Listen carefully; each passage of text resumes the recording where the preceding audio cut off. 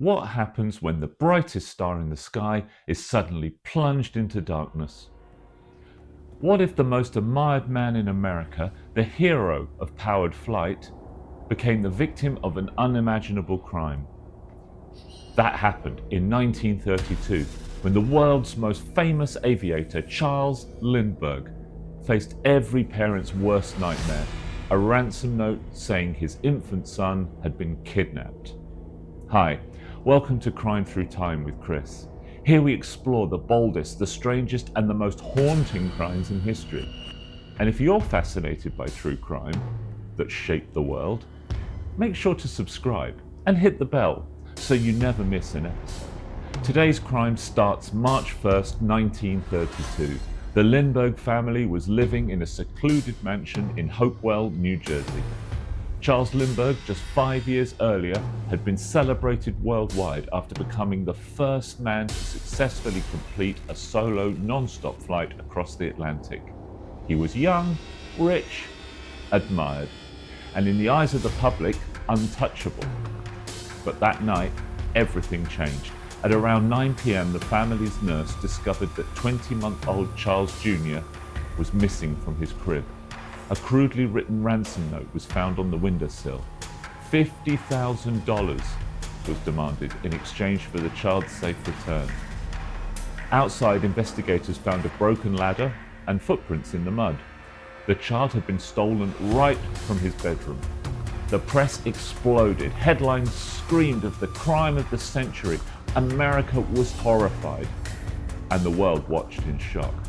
Charles Lindbergh wasn't just a celebrity, he was an international hero. If even the Lindberghs could be targeted, then surely no family was safe.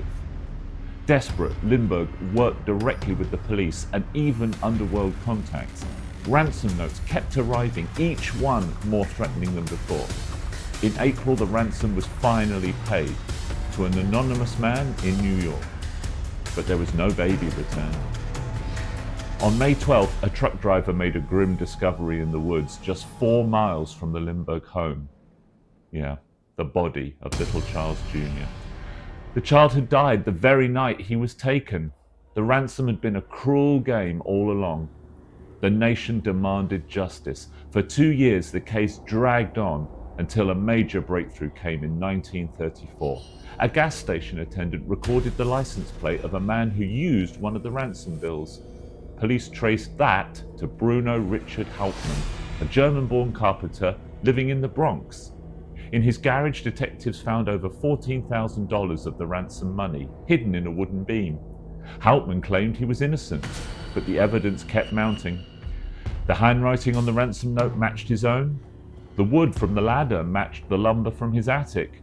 His trial in 1935 was a media circus, dubbed the trial of the century.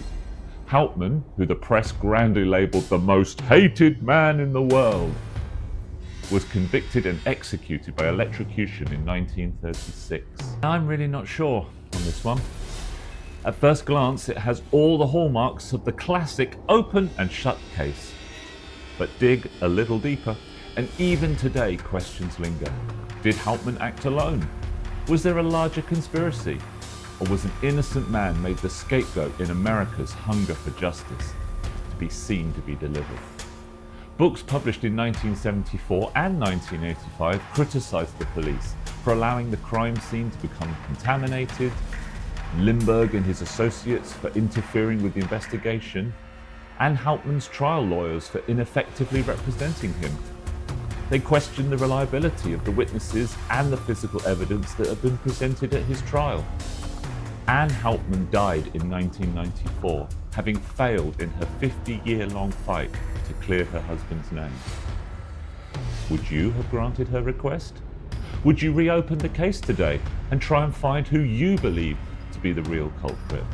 Share your views in the comments below. We love to know what you think. The Lindbergh baby case left scars that never healed. It led directly to the Federal Kidnapping Act, which gave the FBI power to pursue kidnappers across state lines. It also reminded the world that fame offers no shield from tragedy. This was Crime Through Time with Chris. And if you found this story as haunting as I did, don't forget to subscribe and tap the bell so you never miss the next journey into history's darkest crimes.